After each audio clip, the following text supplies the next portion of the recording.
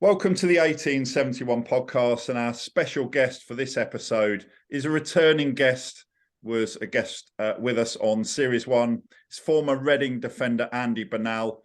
So Andy, thanks very much for joining us.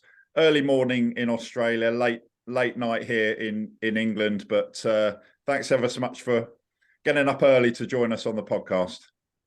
No, thank you guys for having me back on again. It's living my best life here on the central coast of Australia these days, and following what's happening in back in England, and especially with Reading FC. But it's always a pleasure, being on this podcast with yourself and Johnny. Brings back nice times for me, spent playing for a wonderful football club. Yeah, and unfortunately, probably no Dylan tonight. He said he's going to try and make it, but he's kind of he's stuck out in the middle of nowhere, I think, with no internet access, preparing for a big game tomorrow night. So we're recording this on late at night on Tuesday morning because it's 7 a.m. in Australia where Andy is. So it's very late at night in South Africa. But before we speak to Andy, just a heads up for you that we've got yet another former Reading player confirmed as a guest coming up over the next few days. So here's our guest coming up as follows. So tomorrow, available anytime after 6 o'clock, it's Reading women's defender Lily Woodham. And then on Friday evening, former Reading defender Limvoy Primus. And then on Saturday evening, it's former Reading midfielder John Halls. So that one's just been confirmed. And they're all available anytime after 6 o'clock. And all of the episodes are still there on YouTube and wherever you get your podcasts. So if you want to go back and look at any previous episodes, you can. We've recently put out our previous episode with Andy, so that's available now, talking about David Beckham and all sorts of things on that. And Andy talks about his book. So we'll be covering a little bit of that stuff, but we'll try and bring it right up to date with what Andy's doing now. And of course, in terms of episodes coming up, as soon as the new manager is announced, we'll jump on that and bring you an episode. Talking about our reaction to the new manager. We don't know when that's going to be, but we think it's imminent. And there's been some sort of an announcement that Reading fans who buy season tickets can speak to the manager on June the 2nd. So we think that might mean they might even know who it is already. And at the time of recording this episode, so it's Tuesday, late night on Tuesday at the moment. So at the time of recording, Chris Wilder is still the favourite to become Reading's new manager, although he's also being linked with the Hearts job. Former Portsmouth manager Danny Cowley is currently second favourite. And one of the other managers in the running, apparently, is Notts County manager Luke Williams. But perhaps we should take all of that with a pinch of salt, as Luke Williams is also apparently being linked with the England manager's job. Really? I don't know how these odds work, but that's what I saw earlier. He's 10-1 to become the new England manager. Apparently, I can't believe that somehow, but stranger things have happened. So in other news, I'm told by Dylan Kerr, who knows Phil Parkinson very well, and I said, "Is this for real?" And he said, "Yeah, this is for real." So Dylan tells me that former Reading captain Phil Parkinson has received a handwritten letter of congratulations from King Charles for winning the National League title with Wrexham. I asked Dylan, "Is that for real?" He said, "Yes, that's for real." So I don't know. Maybe he's going to say, "Oh, it was a wind up afterwards," but I think it's true. So anyway, congratulations to Phil again. And we're hoping to get Phil on as a guest as well very soon. And talking of Dylan Kerr, his Marumo Gallants side have their CAF Confederation Cup semi-final second leg tonight. So that's Wednesday evening. That's 5 o'clock kickoff UK time. So by the time you listen to this, that game might have already finished. So they're 2-0 down from the first leg away. but they have won all 6 of their home games in the CAF Confederation Cup this season so far. So we wish Dylan good luck for that. And he might need a bit of good luck as his players went on strike on Tuesday afternoon. And that was apparently in protest that the bonuses aren't good enough for reaching the final or something like that. So Dylan's got his work out there, but they've won all their games at home. So fingers crossed for Dylan. So come to you now, Andy. You were part of that amazing Reading team under Mark McGee and Colin Lee that went on to reach the 1995 playoff final, of course. And Andy, got a message for you from Dylan. He sends his regards. He says he's bought your book. Doesn't say if he's read it or not. He says he's bought it.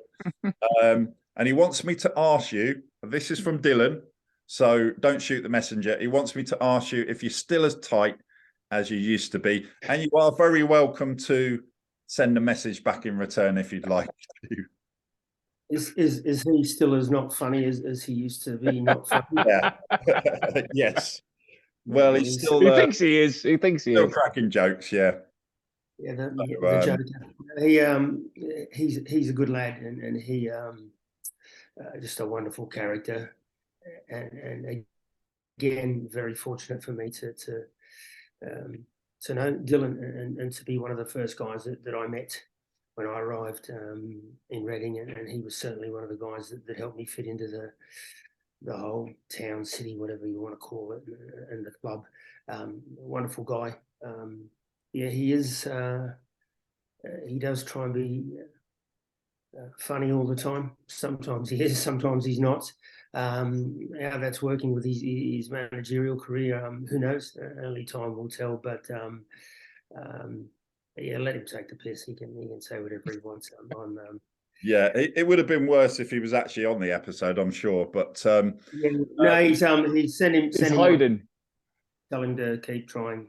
Yeah, I will. To be the main man, to be funny.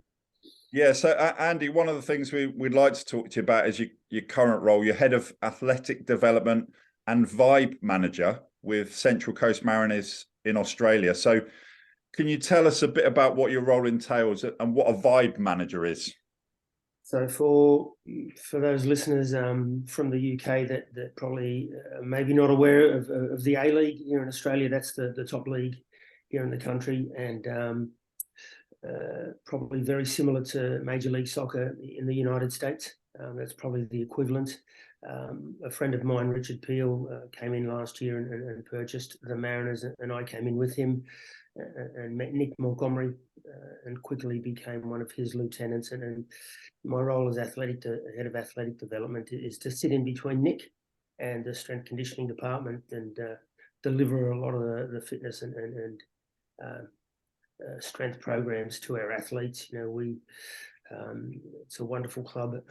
It's a club that we finished second this year in the league, with the youngest team playing in the A-League, with the lowest budget of any club in the country. We are the #1 team in Asia to play under 23 players, qualified for the Champions League, which is a massive thing for this club.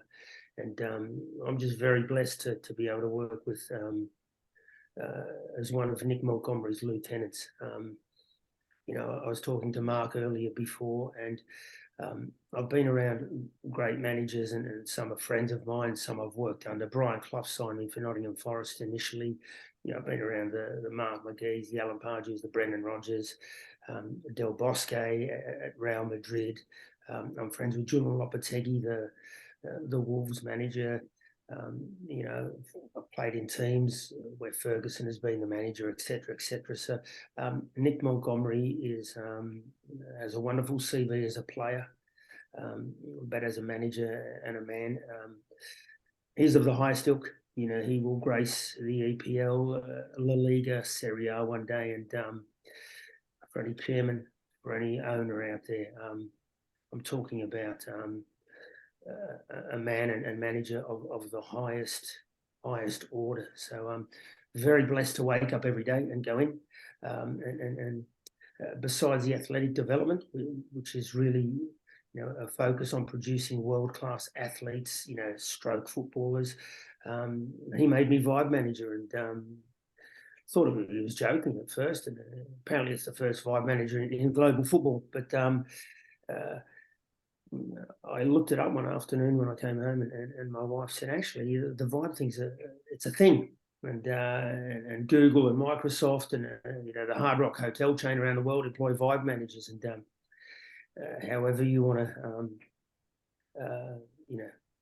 or whatever you want to make of that, or whatever it is, I suppose it's just creating an environment and an ambience and a culture where young men or young women can come into a football club in the morning with a smile on their face and happy to be at training and work hard and leave the place, and then making sure that the dressing room environment is a beautiful thing, because as we all know in football, you just need one or two or three, people that don't fit in for whatever reason, and it spreads like cancer, and then creates an environment and culture that doesn't lead to success in football. And the feeling and the environment and atmosphere that we have now here at the Central Coast Mariners is very, very, very similar to what I encountered in that first season of mine at Reading. And it's almost indescribable. It's hard to put into words, but it's just a vibe and a feeling that you get. And then, I mentioned it in my book, under McGee and Colin Lee and Mick Hickman that first season, and then later on Jimmy and Mick.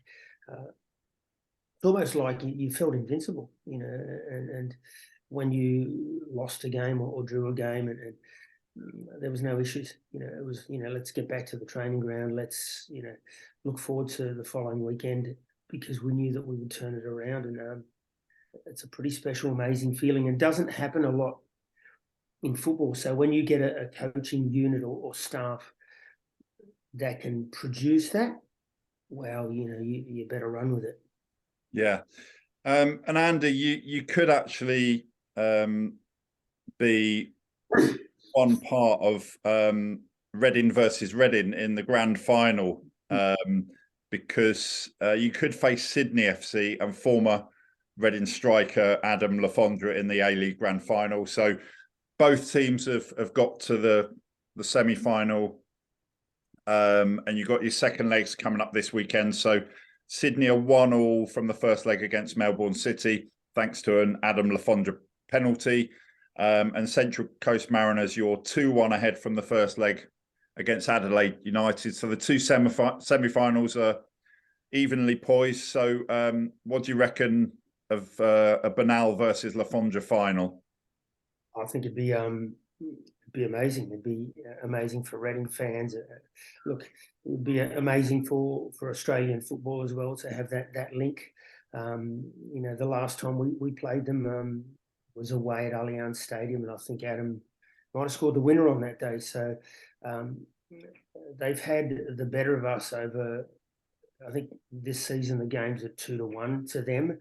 But again, we fear nobody. I think with our best 11 on the pitch, we can beat anybody. The first hurdle is getting past Adelaide, but look, it's always nice to whether it's your team or whether you're looking at the opposition and there's someone that's played for a former club, and in this case with Adam Reading, it's just, I suppose it's a nice little addition to match the match day fixture. So. I'd rather be playing against him than actually, having to watch from the sidelines or in the stand or doing what I do. He's certainly a fantastic player. I know he was a great servant for Reading, but certainly from my point of view, would look to eliminate him on any particular match that I, come up against him or our team comes up against him. Yeah. Johnny, going to hand over to you now. Yeah, no, I was saying that I love the A-League, Adam. Geez, Andy, I was there for years, back in 2005 when it first started. I've been watching for years. I lived there. And the Central Coast Mariners, the two sauce bottles on the pitch, That's it. That famous view, wasn't it? But like the Mariners have been through a lot of changes over the years, haven't they? And when we talked to you last year, you were in a process of change again. Of what you've done this season's been amazing, isn't it? To get where you are now. How do you go? You got Adelaide away. Craig Goodwin, past player. How do you go out of that game and go, right? How do you set the players up? We're away. This is our moment.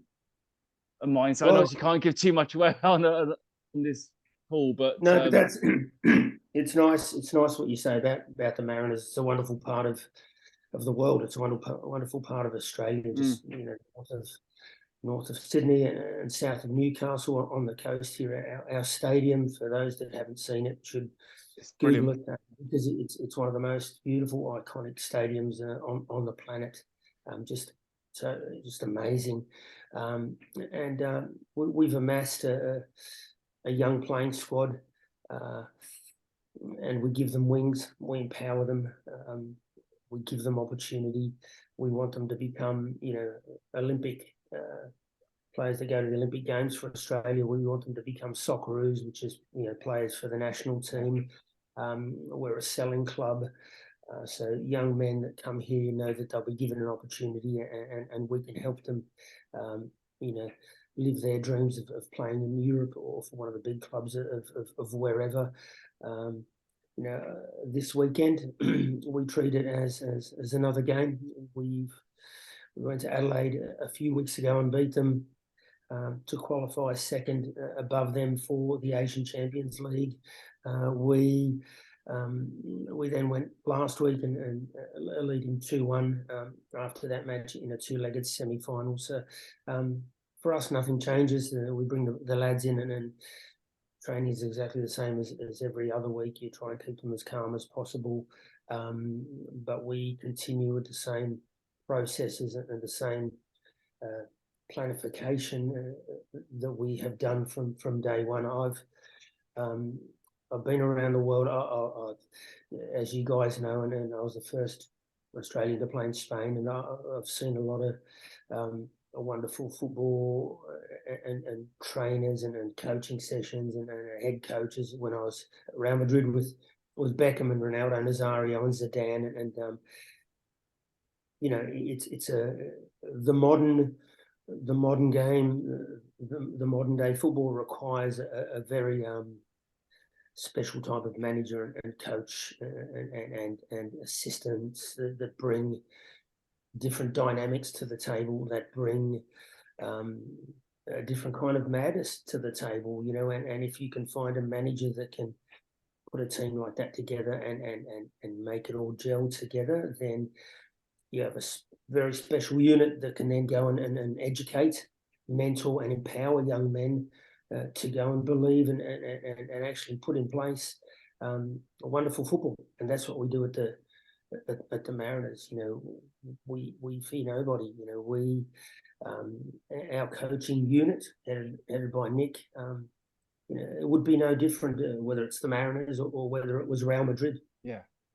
I know if Nick went in to Real Madrid tomorrow with the team he has, it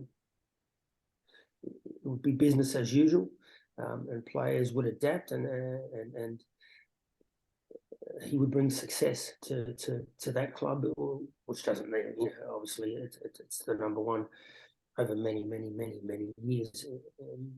But for most clubs that are looking for success, for most clubs that are looking, to bring beautiful times to their city, to their town, I know I'm going into bat for Nick again, but wonderful. I'm blessed to be around him, and again, there's also something about, besides the football, the character of coaching staff, the character of men themselves, and a man himself. And we have a no dickheads policy. But you can be a fantastic player, but if you don't fit in and you're a dickhead, you're out the door.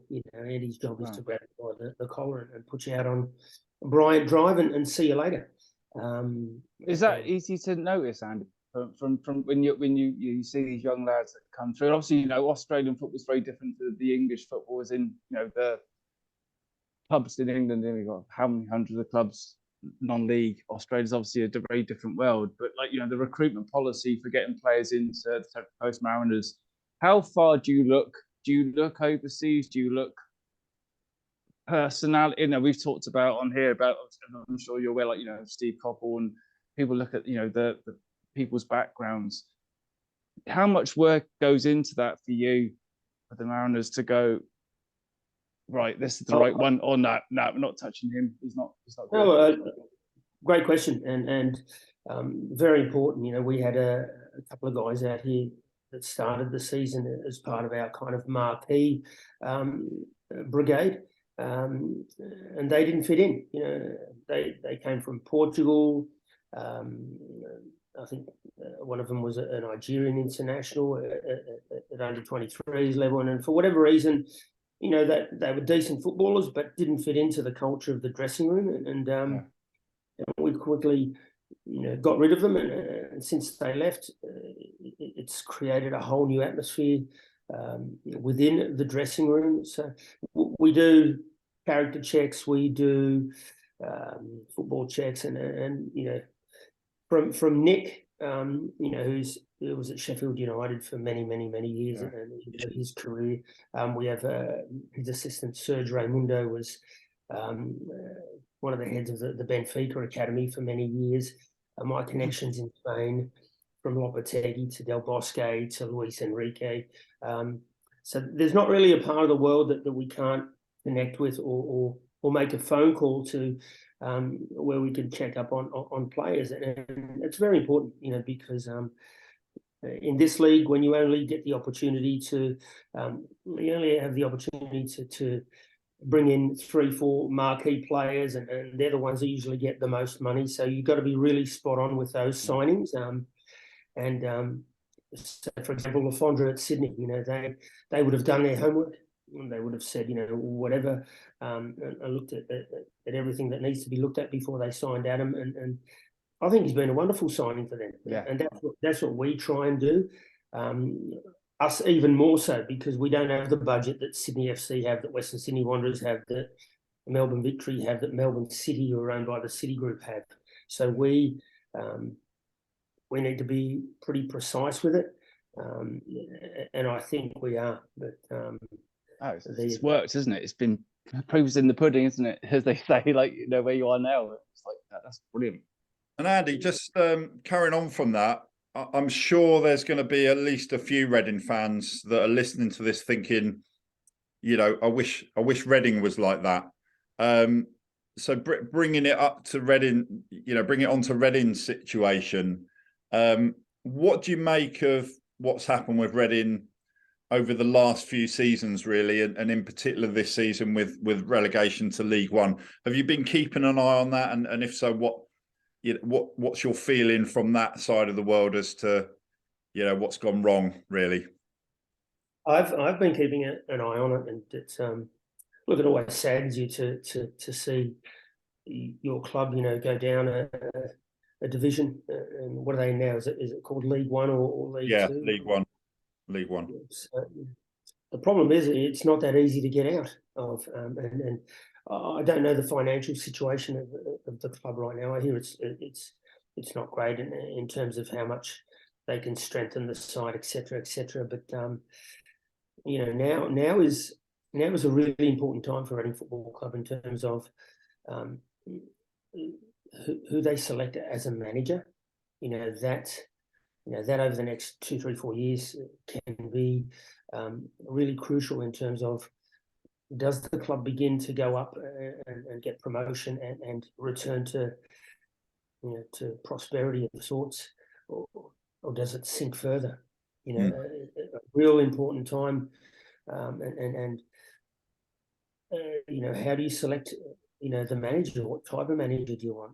Do you want a real big name that is maybe a little bit more old school? Do you bring in a young progressive manager that can work with younger players, that can work with lesser budgets? You know, there's some very good, young, intelligent, clever managers, coming through now. So they're choices that Reading will have to make. I don't know who makes them. I don't know who still exists on the board, at director of football level. It was a lot easier when Sir John was in charge. He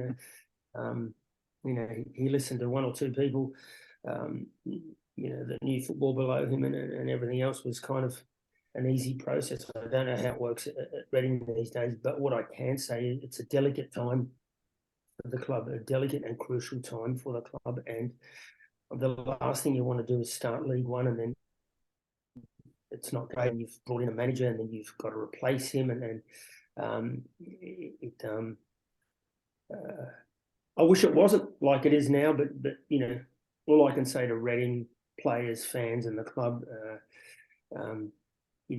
it's a time, to get behind a club. It's a time to be resilient. It's a time to visualize, returning to the bigger leagues, and my story, my life, at times, after football and with Beckham, for those that don't know, was some dark times, and it's a story of resilience, and I probably shouldn't be here, I should be dead, but I'm not. So there's one example. That's just on an individual level, but Reading can get back to the fantastic times and filling that stadium into premiership one day. It's just about how long that will take, and that will be dependent on the one or two men that they choose to be the generals that return that club to where it should be. And obviously, Reading fans will want to see Reading go straight back up, get into the playoffs, all that sort of thing. But in your mind, considering Reading's position, just getting relegated back to the third tier for the first time in 21 years, what do you think the most crucial thing is to get the right foundations in place to move on from in the near future, rather than kind of the focus being all about getting promotion straight away? Is that more important, do you think? I think it all works together, and what we would do here is, we'd start through our academy and look at all the boys, young men that might be 18, 19, 20 that can play in our first team, that we believe we could, put straight into the first 11, and that they could do a job for us, under the right guidance. That's what you have academies for. That's why you need to have them, and you need to produce good quality players that are also world-class athletes, because it saves you money as well. It saves you money. You can't go, and sometimes I'm not sure what Reading's, they got part of the relegation was due to losing points for financial irregularities. Is that correct? Yes. Spending too much money. You might have to change the whole thinking and say, you know what, we don't have 1 million, we don't have 100 million, we don't have 300 million, but we have 40 or 50 young men, from the first 11 through to the under 18. We have 50 young men at this club that need to take us back up a division and then up another division. How do we do it? How do we empower them? How do we educate them? How do we mentor them? How do we, give them seconds and give them wings and empower them to get this? Because it's just easy. It's too easy to bring in a manager and give him a bag full of money and go and do this. And then what if that doesn't work? Well, it hasn't. That's it definitely hasn't. What's happened? Yeah. Time and time again, really, isn't it? That's and then you're in more shit, and it doesn't seem like there's any. It doesn't seem like there's any greater plan in place. A club philosophy, a club, whether you want to call it that or not. It just doesn't seem to be anything in place. And what I've spoken to on many occasions with Nick and Serge here is a lot of times people in football, are looking for for ideas, for a landscape that they can maybe model themselves on, a process. And I always revert back to, Real Madrid, 14 Champions Leagues and major success, the club of the last century. And there's something about that club. There's something about the academy, the philosophy of the whole club, the culture within it. And they must be doing something right. And the amount of times in football that I mention that to coaches or to people, and then they go and do the opposite or seem to be doing the opposite. It astounds me, because wouldn't you want to follow the leading light on the planet? So get something in place that mimics that. Well, not so long ago, under Sir John Madejski, Reading were an example of exactly that, and now it's Brighton and it's Brentford. But Andy, just want to take you back to your time at Reading, and you went through the same, experience that the Reading players that have been through this season. You experienced relegation to the third tier with Reading in 1998. So having gone so close to, you finished second in 1995. Any other season would have gone up to the Premier League automatically. So what was it like to have that, fantastic season, get close to going up to the Premier League, and then 3 years later you're getting relegated to the third tier? What's that like for a player, and how do you kind of think to yourself, we're going to bounce back from this? What's the thought process when you go through something like that? Well, it's very devastating, to yourself as an individual, but what it means to the fans, to the people that go and support you every week. So it's not a particularly nice feeling or time in your life, and brings a little darkness to everybody's lives, I believe, and it's very hard to get out of it. But like I said before, it's all about it's the management team above the players that lead the way, that are the generals, that provide the light, that provide the inspiration. And if you don't have it, and we're at Reading I was at Reading for 3-4 years, where there didn't seem to be managers came and managers left, but there was no real platform, of what was going to happen. I think the ship was steadied a little bit. Pardew came in, and then Brian McDermott, and Brian's a wonderful manager, wonderful guys. I don't know much of the other managers that came in after Brian, but sometimes you can get into a little merry-go-round that I feel has been the case with Reading at the moment, where just kind of bring in 2 or 3 managers for the sake of it, for a bit of a immediate inspiration, immediate hardness, immediate kind of pump up, for want of a better phrase or word, but it doesn't work, because there's no platform, there's no foundation, there's no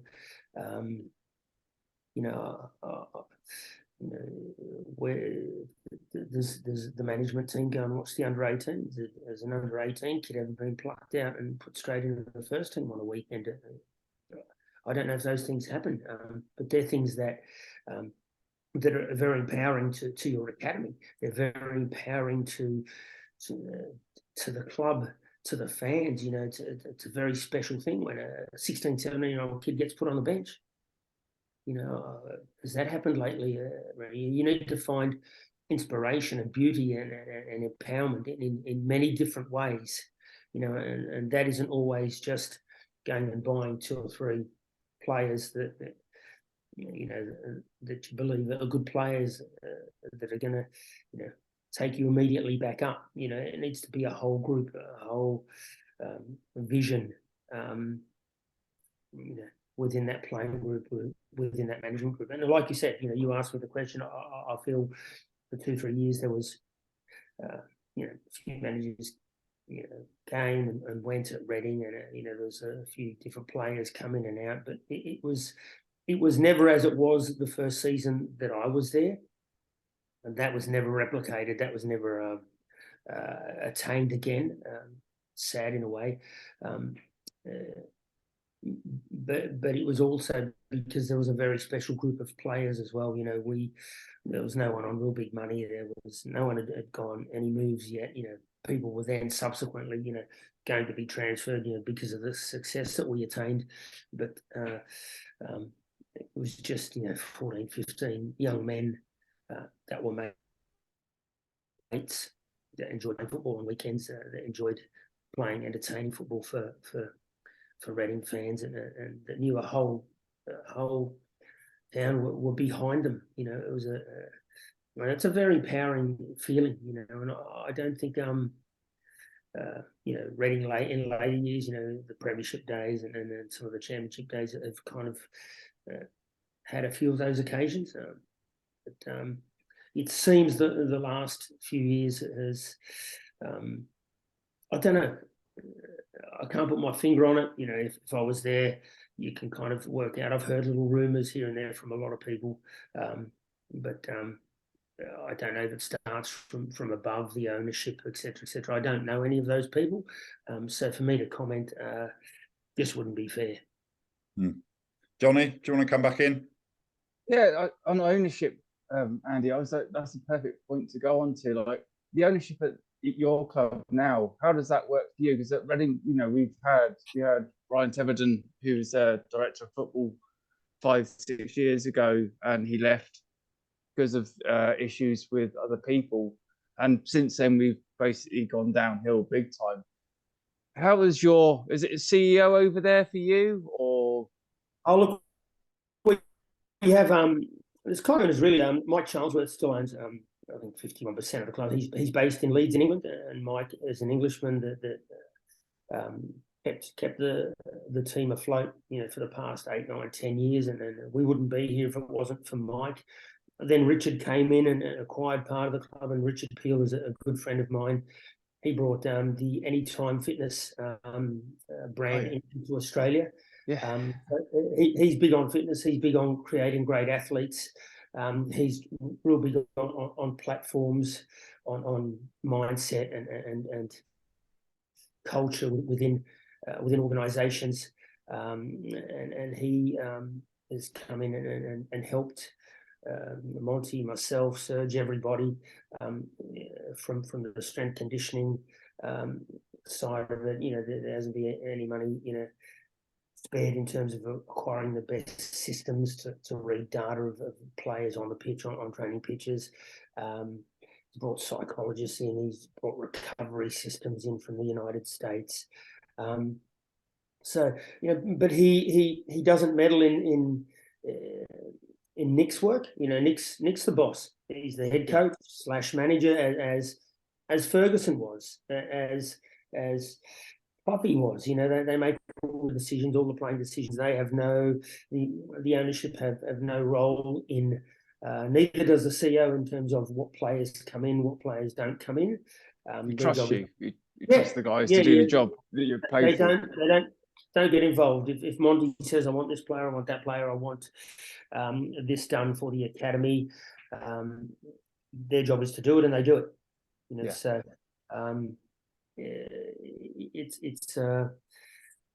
it's a very easy process, and one that works, and there's no meddling from above. A few bosses that know what they're doing, that are not mediocre in what they do.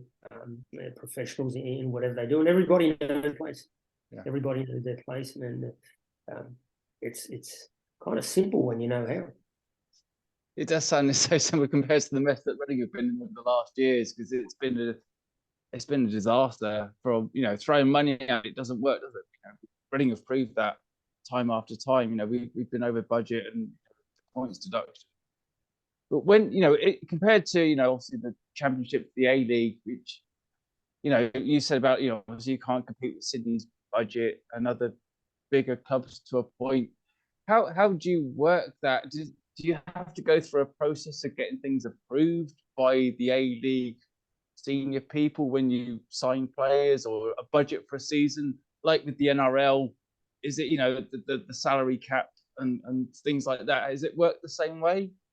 Well, I don't think they police the salary cap as the NRL do, but for example, all I can say to you is we, we finished second in this league on a budget of $2-3 million, and there's teams like there's 4 or 5 other teams above us that are spending 20 to 30 million a year. Wow. So I'm talking 4, 5, 6 times more than us. But do they play young people? Do they play 5, 6 players that are under 23 years of age? Probably not. But that's on them. I just believe young men, at times in this country for many years haven't been given the opportunity. We've had a lot of turnover and recycling of older players, of older players that have, and marquees that have come back here that are on their last legs and just nicking a payday. So no one gets a payday at our club. The greatest thing is for us, I believe, is Nick and myself and Serge have been around the highest, most elite level of football. So when we put training sessions in place, when we set standards and goals, you can't trick a trickster. We know what's required, of the English Premiership because Nick's played in it. We know what's required in Spain. We know what's required around because we've all played. We have experience in those levels. So you need to be able to fit in, with our training and with our schedules and how we work. And for example, you might get a couple of older marquees that have played in top European football, but they wouldn't fit into our side because we require warriors, we require world-class athletes, and we gauge our running data and stats, etc. We're not measuring ourselves against other A-League clubs. I measure what our athletes do against the top clubs in Europe. Yeah. Just one before I pass back to Mark. Is that, like we've talked about, a jigsaw, Andy, where is that how it is for you? You get the right fit, the right places in the team, and that process. How important is that for a club? It's not about money, is it? It's about the mentality and the people that you need. It's got nothing to do with money. It's you can bring me a $10 million player and I'll get you a kid from our academy that's going to outwork him. It's going to outthink him. And it's about educating these young men. But again, when we put everybody together, everybody's got to buy into it.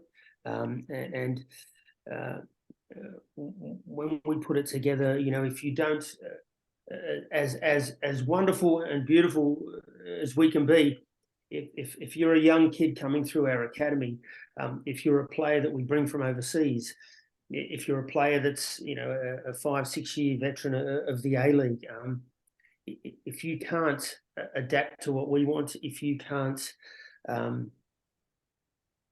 achieve the numbers or attain the numbers that we require from you on the pitch, then you won't play for us.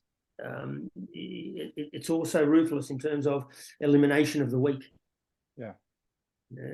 Standards, isn't it? But standards. And the most important thing with standards, I'll tell you this now, and since I've met Nick and we have certain standards at the club and a culture at the club, and it's people always talk about standards and culture, but you can never attain standards and culture if in the first place you don't have good people. So from ownership through to the under 10s academy coach, we have good people, and from all walks of life, and people that have seen good days and bad days, but overall, in general, when all is said and done, you sit down with people and you work out, that's a good man, that's a good soul, he needs to be at this club, and then that is passed on down, and it's a reflection of the whole club, and then then you start getting results, and you have and you create a club where not only at our club, but we have agents of the best under 16, 17, 18, 19, 20-year-old kids in this country calling us saying, can we bring our boy to you? Because he's not getting an opportunity at Melbourne City or Melbourne Victory or whatever. Can we bring him to you? Because he needs to play, and he'll become a Socceroo, and he could play in England, and he could become a Viduka, a Kuhl, etc., etc. So, and that's a beautiful thing when people want to come to you. Yeah, definitely. And don't even talk about money. I need to go, I need to go and play. I need to go and play for you. Ambition and everything else. Exactly. It's and we played in a time where if we played 10 years further on, we would have earned 4, 5, 6, 7, 8, 9, 10 times what I did, what others in the team that I played with did. But I look back upon it now, and some of us need to be pioneers, and that's how it is. Andy, I've got one last question for you. Then I'll bring Johnny back in to see if he's got one final question for you. You mentioned Brian Clough earlier, and of course, it's very well known that part of the reason for Brian Clough's success was Peter Taylor. And at your time at Reading, you had Mark McGee, but you also had Colin Lee. And you talked about everyone being on the same page. And at that time at Reading, I think that's what worked really well, didn't it? Because you had Colin Lee was giving you the instructions, and Mark McGee was kind of, in a way, the motivator. What do you feel those two did to bring the best out of the individual players and that team that you played in at Reading at that time? Well, I think you're missing a really important name there, Mick Hickman, who was probably the third in that trio, and he was the guy that got me over to Reading and played a role at Reading that I'm playing here at the Mariners now, where he kind of fit in between Colin and was probably a vibe manager before vibe management was even kind of a phrase or a word or even thought about in the world. So exactly what you've said about Mark and Colin now, I agree with you. They had their two specific roles, but Mick was he was a coach in his own right, but he was a motivator of men. He was the glue that connected a lot of the boys together. He was kind of one of the boys at times. So that was a key factor that sometimes people aren't aware of. So it was he was the third man in the three amigos or the trifecta, whatever you want to call it. But again, it was a special dynamic of those three together. It just worked very well in empowering a team that was a little bit, Dad's Army-ish. It was Dad's Army. It was, 4 or 5 signings, and it was a whole country, a nation of press that were probably writing us off. And if you can harness negative publicity, if you can harness negative thoughts towards your club, towards your team, and somehow turn them into positives, then you and make the boys believe. And if if Reading was Dad's Army at that time, what Dad's Army character was Dylan Kerr? Oh man, I'll let you guys decide on that. Don't panic. Don't tell him, Mike.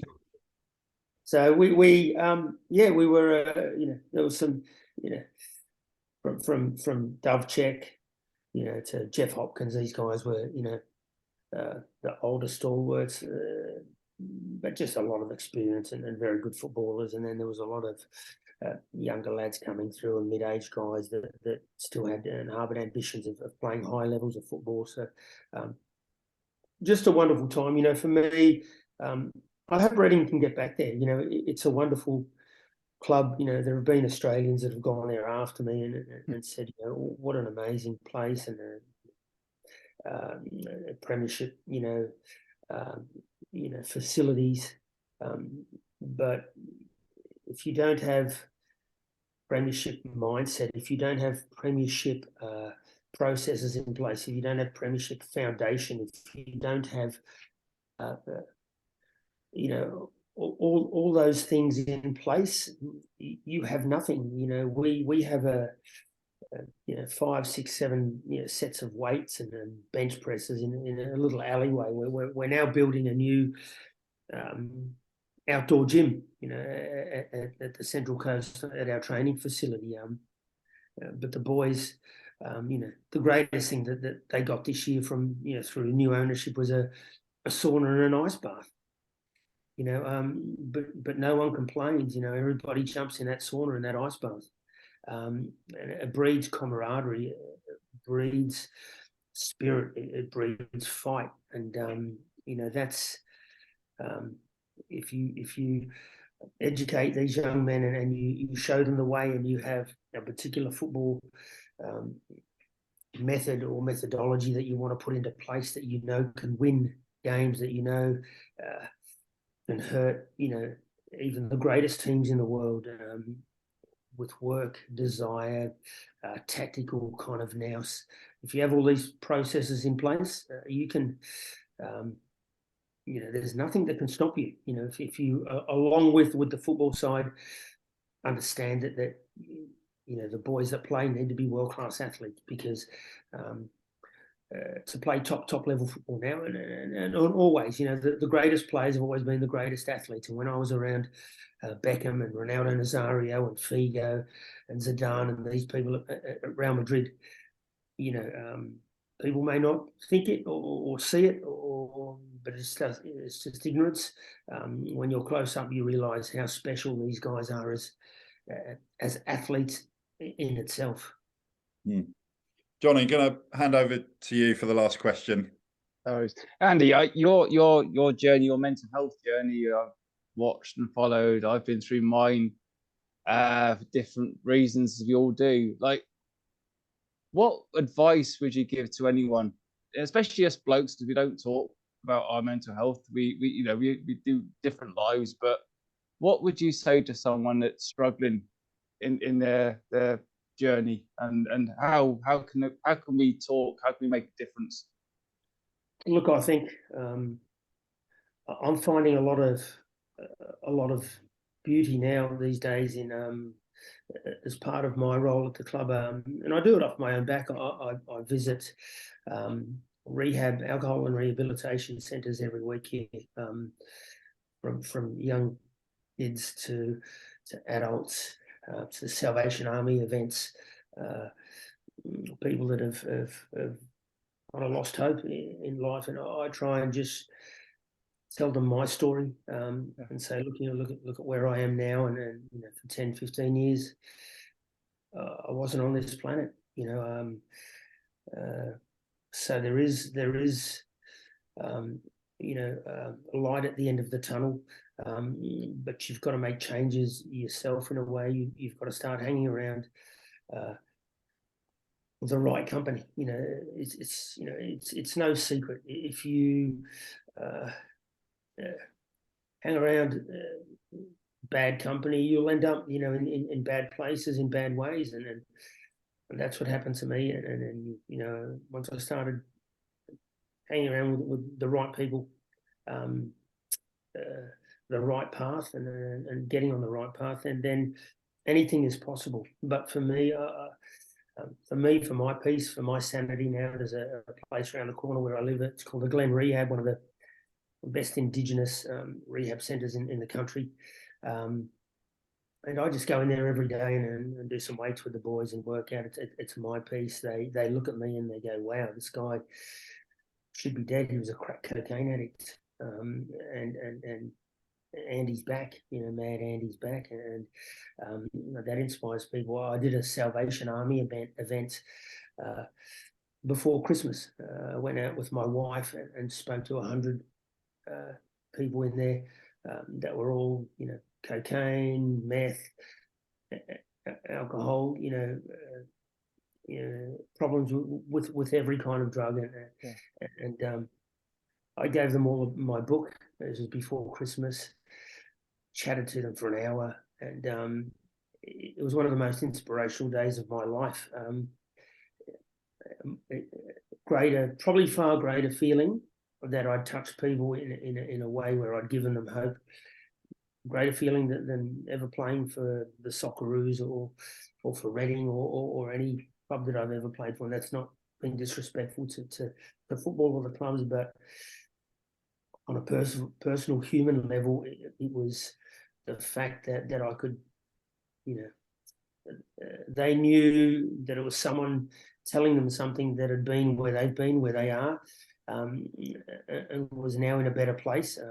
It's a very special thing, to do, and that's what I do a lot around here now. So there you go. Yeah, it means the world to people, Andy. Thank you so much. Yeah, and Andy, just summarize. How would you summarize what your book is about? It's called Riding Shotgun, and also where can people get hold of it? Is it the usual places, Amazon, etc.? Well, you can buy it on Amazon, and to read, or I've also narrated it. So if you don't want to read like Dylan Kerr, or you can't read like Dylan Kerr, then he has no excuses now. He can listen to it. He'd probably say he'd be bored after about a chapter, but so look, it's a story of the first Australian Socceroo to play in Spain, the first Australian Socceroo to captain an English football club when I had the opportunity to wear the armband for Reading on numerous occasions. It's an immigrant story about my parents leaving Spain and going to Australia, and then me being the first guy to go back and play in the country they had to leave. It's a pioneering story. It's a story of for a young kid in Australia dreaming of playing in England one day and achieving that. It's a story of then managing, at the time, the greatest footballer on the planet, or one of them, spending time at Real Madrid, the greatest club of the century, falling into drug addiction, into cocaine addiction, into crack cocaine addiction, and surviving it and coming back and now trying to live other football goals. There's nothing that we believe here at the Mariners we can't achieve here, and that we can't achieve on a world football level. So get ready for Riding Shotgun too. Oh, really? Right. We'll look forward to that, and we'll get Dylan to listen to that one when you've done the audio book as well. So listen, Andy, thanks ever so much for joining us. It was a great pleasure last time, and same this time. Really appreciate your time and the early start for you to join us from the other side of the world. So that's it for this episode. Our guest coming up for the rest of this week. Tomorrow, it's Reading women's defender Lily Woodham. Friday, former Reading defender Linvoy Primus, and then Saturday, former Reading midfielder John Halls. And all of those episodes are available anytime from 6 o'clock. And then as soon as we hear about the new manager, we'll bring you an episode with our reaction to that. But just to finish off with, just a massive thank you again to Andy Bernal. Thanks for joining us. Thank you, guys. Always a pleasure. You can have me on whenever you want. Hopefully, we see Reading back up in the higher leagues. But for now, we stick by them. You got to support them, and you got to have faith. But I'm just extremely happy that you guys still remember me and invite me onto the show. It really makes my day. Kind of reliving some old memories and catching up with you guys. So thank you very much. No, okay. And best luck mate. Get the grand final. Yeah, thank you. We'll certainly try our best. Bernal versus Fondre in the final. We'll look forward to that one. I saw Central Coast. I think about 2008, Central Coast v Sydney FC at the Sydney Stadium, the grand final there. I think Sydney won 1-0. That was a long time ago in my memory. I think so. Yeah, So yeah. tell Adam it's going to be different this time. I hope so, mate. Well, I don't hope so for Adam Fondre, but I'm torn. Let's see. We you know what? I met him like for the first time. I didn't really even know. I don't think he even knew who I was. And I went up and just said, "Hi, Adam. I used to play for Reading too." And he kind of looked at me, and he probably still doesn't know who I am. But if I was playing, he'd know who I was. I'd love. Oh to. yeah, gotcha. Yeah, you go right through him.